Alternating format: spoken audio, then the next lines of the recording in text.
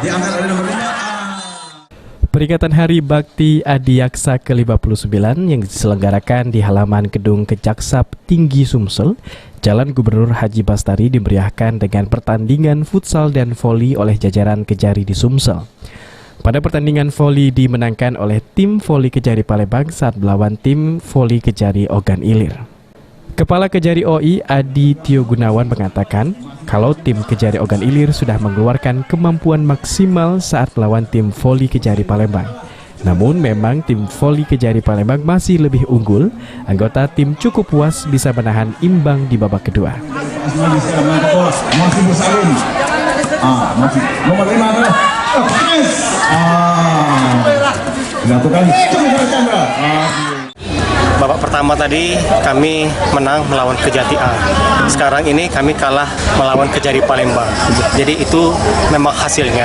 Kami puas apapun hasilnya, yang penting kami berjuang untuk yang terbaik.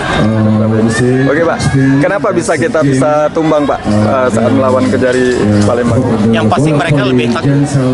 Asmadi, Kepala Kejari Palembang bersyukur bisa mengalahkan tim Ogan Ilir di set ketiga. Memang kita sejak awal Kejari Palembang sudah menargetkan menjadi juara pada Hari Bakti Adiaksa tahun ini.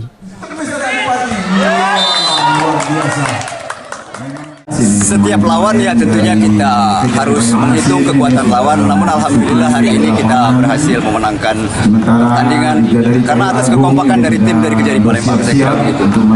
Strategi yang kita pakai tadi Pak waktu melawan OI? Strategi ya, yang penting menjaga kekompakan dan